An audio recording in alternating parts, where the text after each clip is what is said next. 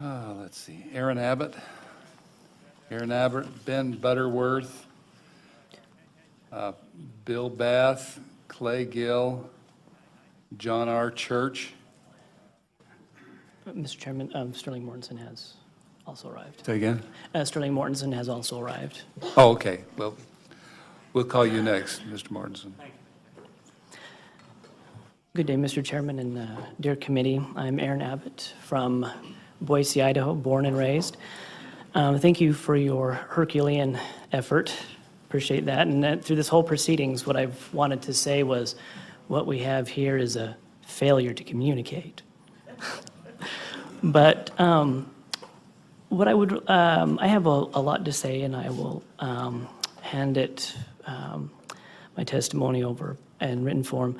But we're going to get a lot of ums and ahs about this, and realizing all the time that everybody has spent here over the past days, I've been here for each day, is that I would humbly request that an alternative to a yes or no vote, and that we possibly either postpone or vote no for now until certain things are enumerated on both sides that need to be outlined.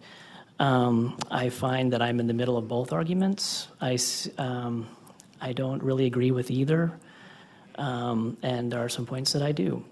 The code as it stands now really hasn't served me in my life, and I don't know whether adding words or putting things in or taking things out or scrubbing the whole thing altogether would serve either way.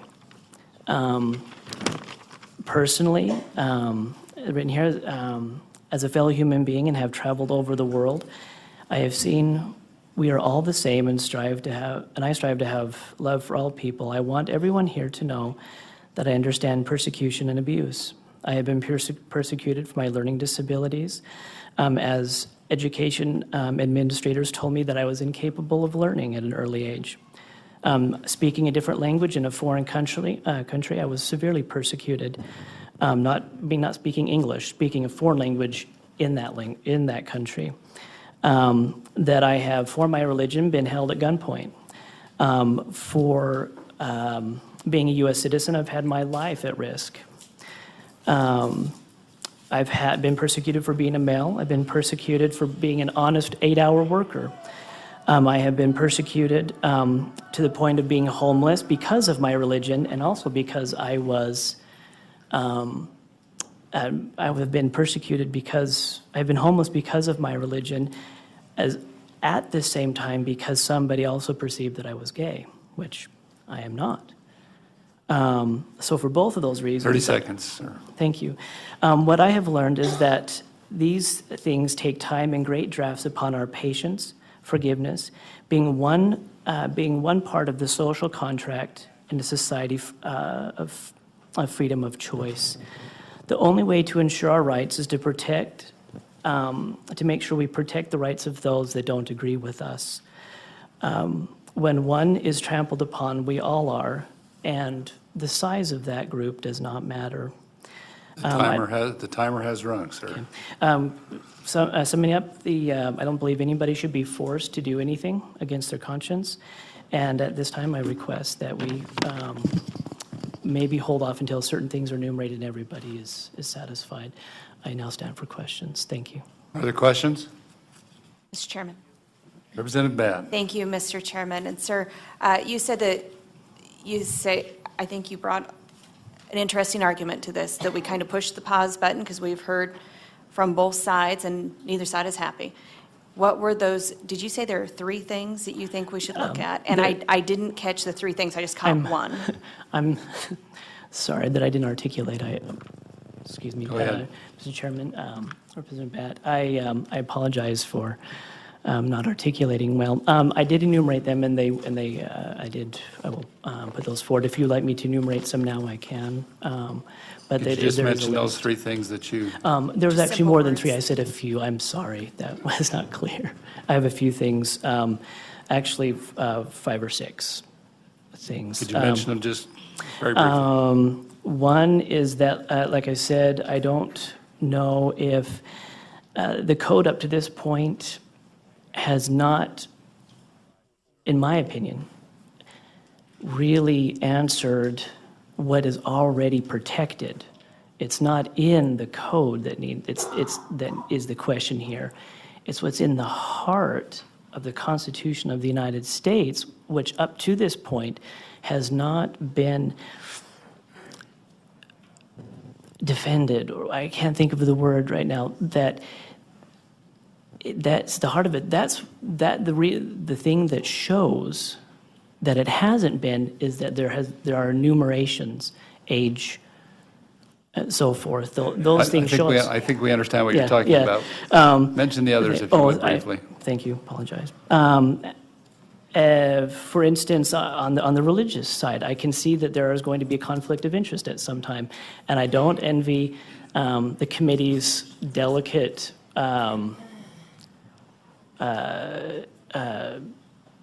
discussion that's going to be had at that time. There is going to be, I see that there are times, some specifics that I can think of that's going to be a delicate issue. I don't envy the committee on that. As far as, there's a couple right there. I've taken a lot of time. So Thank you. no. Thank you, Mr. Chairman. Further questions? Thank you very much. Thank you. Sterling Mortensen, to be followed by Ben Butterworth, Bill Bath, Clay Gill, John Church. Go to that. Okay, start Welcome with to timer. State Affairs. Please state your name for the record. Mr. Chairman, committee, my name is Sterling Mortensen. I was born and raised in Idaho. Went off to another state for a while, sorry. Came back. I've been in Boise for over 25 years. Been a leader in high technology things, became an expert in doing synthesis thinking and applying that to a changing process of taking groups of 500 software programmers in 3 continents, 10 locations, increase their productivity from what they used to take a year to do in 8 weeks. And the way you do that is by looking at, not at analysis and looking at each part, but rather looking at the synthesis, all the hidden interactions that go on. What I'm worried about is the interactions that happen in this kind of a situation. Unfortunately, or fortunately, I've had some experience with legislation and how it's used after it leaves the legislators. My impression is that they really don't have much control once they pass it. It goes to the executive branch and the judicial branch. The executive branch, kind of like a police officer that shows up, he's trying to understand what he can say to people and what he can do to people. Can he arrest this person or not? Can he force them to leave a building or not, dressing room or whatever? And he's calling back, trying to talk to the other people and even attorneys to figure out what his things are. They're trying to interpret it. The more vague it is, the more difficult it is for them. I think of a judge sitting there with 2 attorneys who were trained, and litigation attorneys are a strange breed. I don't know. I couldn't sleep at night. Their job is to make sure their client wins no matter what. If it's good or evil, if the other side have innocent people who would be damaged, his job is to win. And it's the job of the other attorney to make sure he loses. They just play an adversarial game. So the judge is sitting there with 2 attorneys, and litigation attorneys love vague legislation because they can twist it. And if you've never seen them twist and turn these things, you've missed out on a great experience. My issue is this. I believe there is good and evil in the world. If you haven't gone to a movie, the basis of most movies are good against evil. Most classics are good against evil. What I'm most worried about is when you make legislation, you have just made a tool. So you make a wrench. That's a tool. You can use it to take things apart. You can take things back together. But in my own kitchen, Mrs. Peacock used it to kill somebody. So it can be used as a weapon too. And who would have guessed on Miss Peacock? Who would have had a clue? The most important words in legislation is how it limits its use. You can't use it to do this, you can't use it to do that, because it makes it clear for the judge. He can say no to the attorneys who are trying to twist About 30 and turn it. seconds remaining. When you can't discriminate in sexual orientation and you can't do it on gender, I think you've blown up those things. I think society's norms go with it. You can't control all the societal norms that go away. David Thoreau wrote an essay, a very famous essay about civil disobedience. It inspired Martin Luther King Jr., it inspired Gandhi to to peaceful resistance. He says the most important thing you cannot attack as a right is the right to act on your conscience. And if any organization creates something that says you cannot act on your conscience, it is your civil duty to start disobeying that organization because they become evil. Your time has expired. Please wrap up if you would. This is not the same as race. This is sex and sexual morality. The feelings run deep, and the things go broad. And to go into this area and throw a broad thing in, you have no control of it once it leaves this legislature. I think we need to pick out employment and housing and take care of those separately with respect to sexual things. Then we need to figure out bathrooms and do that so people aren't getting hit with purses or fists. But don't take it into an area that is so difficult. There are people with evil intent, and I am worried, not just that gay, lesbian, just like the person was saying the other night with all of the psychology things. Probably the biggest worry is that heterosexual men will use this tool as a weapon to do things that they couldn't be allowed to do before. Please don't unleash these people with new powers to do things. And don't let these people be unprotected. But we have to move quickly to do that. We can do it. I have a vision it can be done. Thank you. Any Further questions? Representative Crosty. Thank you, Mr. Chairman. Mr. Mortensen, I just want to see if I can summarize your last 3 minutes like so. Is your concern that we as, in particular as this committee, but as a legislative body, that as lawmakers, that we are writing good laws that represent all sides? I am fearful that 4 words are not enough to put into protections that centuries of experience indicate this is a tough, sensitive area with a lot of evil intentions. And the people trying to do this aren't trying to do an evil intention, but other people who have those could use it as a tool to advance their stuff. And if you've looked at the statutes we currently have, there's lots of words. The number of words don't count. Rights count. You can't sweep conscience under the rug. You can't sweep religious beliefs under the rug. Somebody said, oh, I know the Hebrew translation of this sentence in Romans. Well, then help me explain Sodom and Gomorrah and what was going on there. Why was it prophet after prophet came to the Israelites saying, don't do what the nations I authorized you to genocide were doing in the groves and high places. If you don't know what was going on there, you're missing a lot of this stuff with sexual immorality. So it's not just one sentence in the Bible.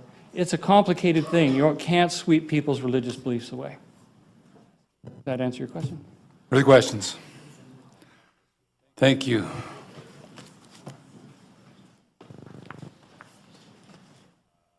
Ben Butterworth.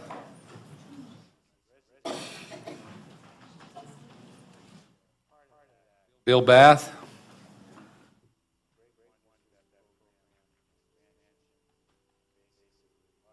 Looks like you almost changed your mind. I won't tell you why I was trying to head out. Well, we'll leave that to everybody's imagination. And just for the record, the name is Rath, Bill Rath. I apologize. Oh, that's all right. My students always complain about my handwriting. But I thank you for letting me appear before you today and all the people who have appeared in the past 3 days. I think whatever the results of this committee's determinations may be, this is perhaps the finest example of democracy at work, giving all of us a chance to voice our opinions and beliefs. By way of background, I just want to say I'm a retired philosophy professor who has long specialized in the philosophy of religion. I have traveled extensively both in the U.S. and abroad to learn more about the nature of religious belief and the wide variety of forms and faiths through which religion is practiced. And I have some concerns about how religion has been represented in these past 3 days.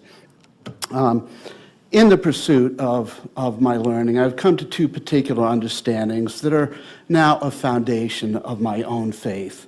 First, that all people are created equal before God, a belief embodied in most major religions. Secondly, that the greatest danger in religious practice exists where a few presume to speak as if they are the only legitimate interpreters of the word of God's word. Many of those who have testified before the committee in opposition to HB2 seem to be invoking that kind of authority, which I can attest personally seems to stand in direct violation of my right to pursue my own religious beliefs and convictions, sense of morality, as I see fit, and in contradiction to the First Amendment that states Congress shall make no laws privileging one form of religion or religious belief over another. Precisely what many who oppose HB2 seem to be asking the legislature to do. Further, a number of those testifying on the basis of their Christian beliefs speak as if they are representing all Christians, whereas even a casual review of the literature shows that studies indicate the majority of Christians stand in support of the fundamental rights of those who are lesbian, gay, bisexual, or transsexual to enjoy the same freedoms and protections You have as about the 30 rest of seconds us. left, sir. Pardon? You have about 30 seconds. Okay. I ask you, please, not to let a few trample the First Amendment rights of the majority, a majority who believe it is time to extend equal protection under Idaho's laws to all of us. Thank you again for making this process possible. Are there questions? I don't see any. Thank you. Clay Gill.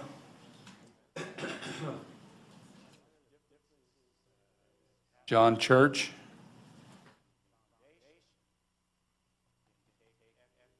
Donna Harwood.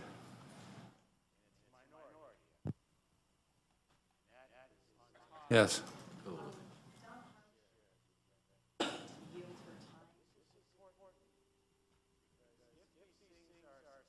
If they haven't signed up, Nicole, at this point, we're not going to yield time to anyone. I'm signed up.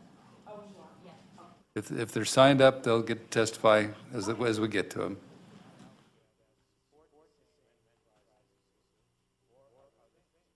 Angel Petrugal.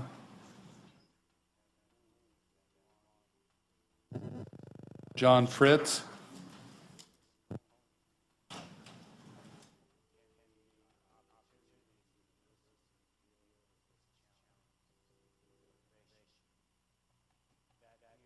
Who's that, Angel? She will be here later.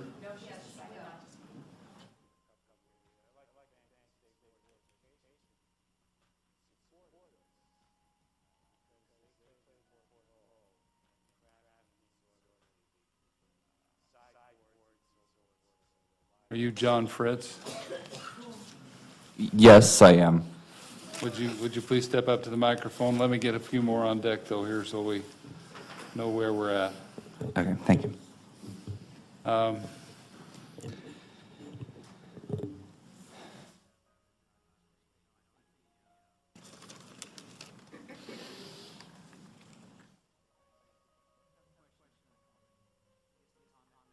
little hard to sort some of this out. You have to forgive me for just a minute. David Weaver. Kate Brzee, Brussy. John Seal.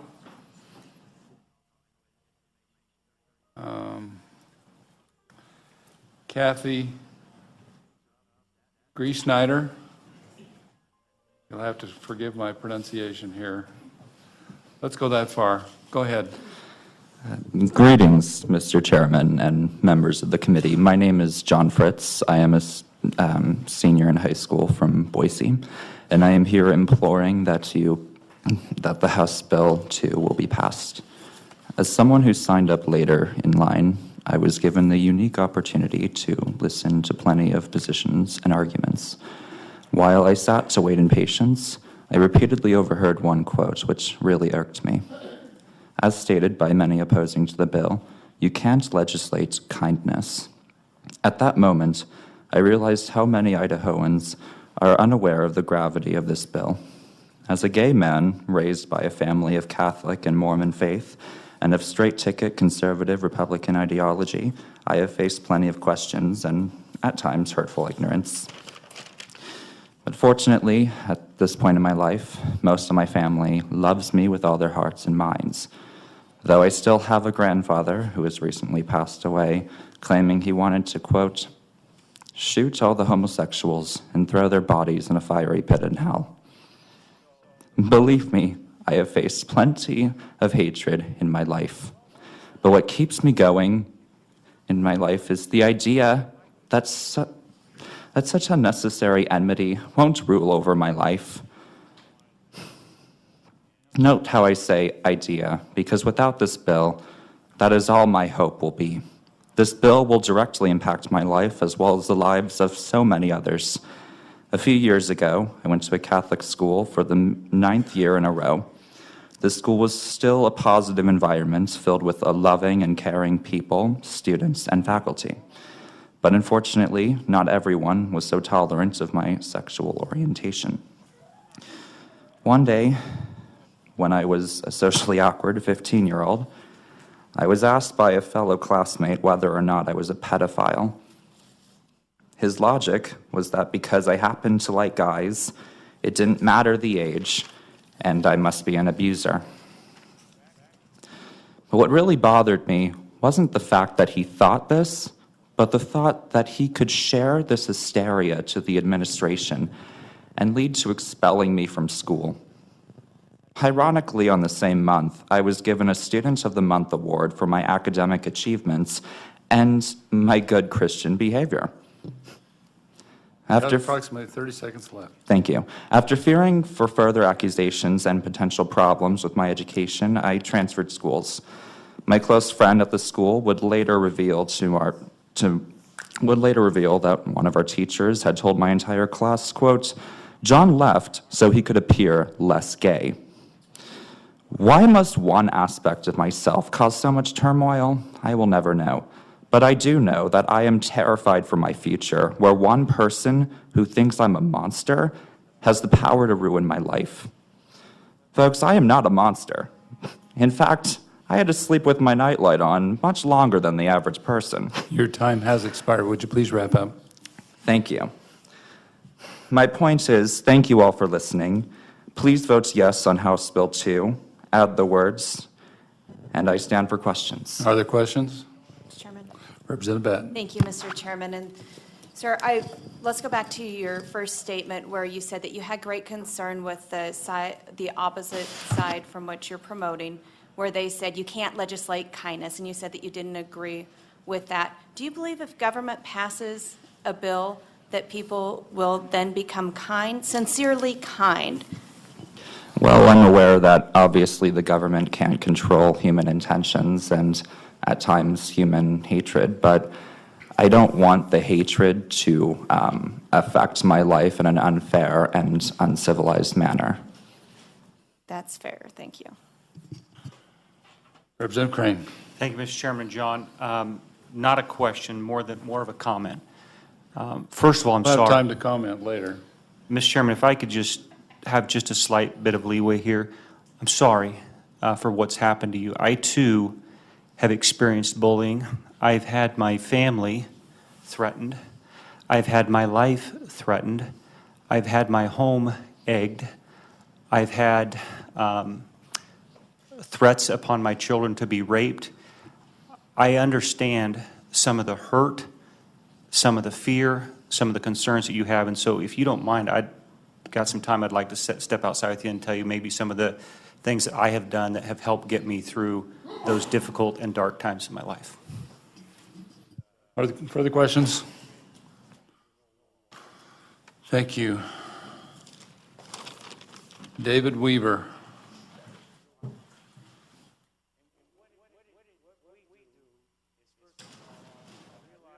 Kate? Great. Kate Brussy?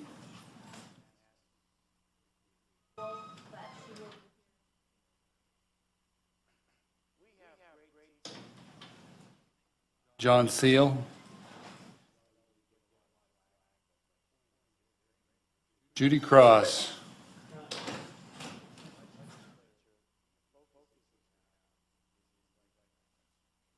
Kathy Grizzmeyer? And I messed that up probably pretty badly. That's okay, Chairman. And it's almost as messy as your writing. I'm sorry. Sorry about that. That's okay. We needed a break from this serious matter. Madeline Lee Taylor will be next. William N. Bruderell.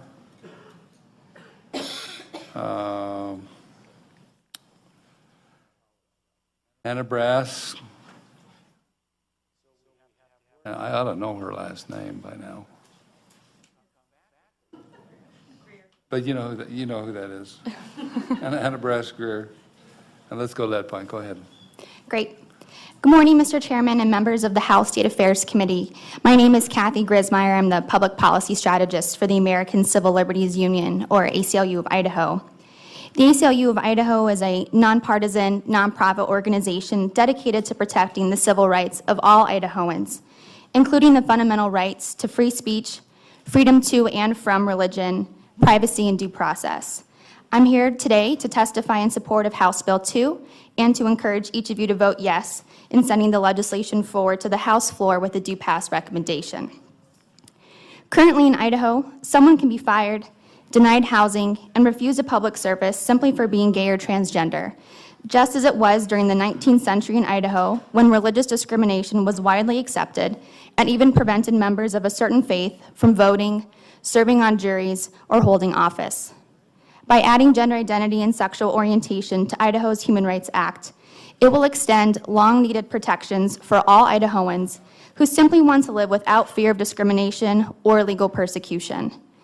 Explicit protections for gay and transgender community members, much like already existing protections based on race, color, religion, sex, national origin, and disability, demonstrates a state commitment to stopping legal discrimination across the state. In our recovering economy, including sexual orientation and gender identity in the Idaho Human Rights Act is good for business. Corporate America has already begun voluntarily implementing these types of protections, like many large businesses in Idaho, including Micron Technology and Hewlett-Packard. But a law is necessary to make sure everyone in our state is entitled to fair treatment. Gay and transgender Idahoans simply want to have the opportunities to go to work, be judged on their workplace performance, and provide for their family without fear of being discriminated against simply because of who they are or who they love. By adding non-discrimination protections in areas of housing and public accommodations, this law will ensure that gay and transgender Idahoans are able to find housing for themselves and their families, as well as guarantee that businesses are open to everyone on the same terms. In order for Idaho families to truly flourish, they must not live in fear that they will be denied access to finding adequate shelter, nor that they will be turned away for service at public businesses like grocery stores and doctors' offices. While this law offers legal protections gay and transgender Idahoans deserve, it also strikes a balance by offering reasonable exemptions for religious organizations, small businesses, and landlords.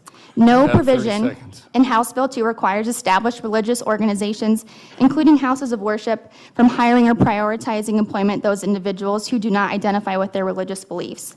Also, businesses under 5 employees and landlords who share a housing unit with their renter may face a reasonable burden in accommodating the law are exempt from provisions outlined in House Bill 2.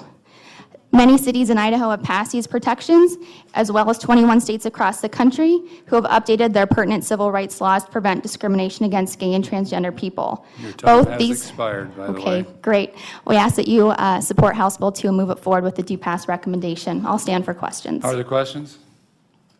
Representative Wintrow. Mr. Chair, Ms. Grizzmeyer, thank you very much. You had to rush through some of that, so I do want you to go back to you were talking about the exemptions that exist currently for religious protection. Can you please outline those clearly? Mr. Chair, Representative Wintrow, yes, House Bill 2 does provide religious exemptions, particularly for religious organizations and houses of worship that would not have to accommodate the law for those, particularly in employment. In my testimony, I stated in hiring or prioritizing for employment those individuals who do not identify with their religious belief. Nothing in this bill would require any house of worship to change their stance on gay and transgender Idahoans, nor would it require any clergy to perform same-sex marriage. Mr. Chair, Representative Wintrow. Ms. Grizzmeyer. So there's been some discussion about fear of, subpoenaing sermons. Is that a fear that we should really be concerned about? Mr. Chair, Representative Wintrow, no, and I believe that my coworker yesterday spoke before the committee, Richie Epping, who's our legal director, and after his presentation here, we went back to our office and actually did find a statement from the ACLU of Texas. If you like, I'd be happy to read it, but they did stand in support of protecting the religious freedom of those pastors who did have their sermons subpoenaed and did believe that it was an overreach for those organizations to have to share what they're preaching to their congregation, which is protected under the First Amendment. Follow-up. Wintrow. Mr. Chair, Ms. Grizzmeyer, excuse me, you said that the ACLU fought to defend the religious freedom to not be subpoenaed from the pulpit. Chairman, Representative Wintrow, I don't know to the extent in which the ACLU was involved, but they did release a public statement from the ACLU of Texas saying that they were discouraged that the City Council of Houston went that far to subpoena those sermons from pastors. Thank you. Further questions? Thank you. Thank you very much. Madeline Lee Taylor.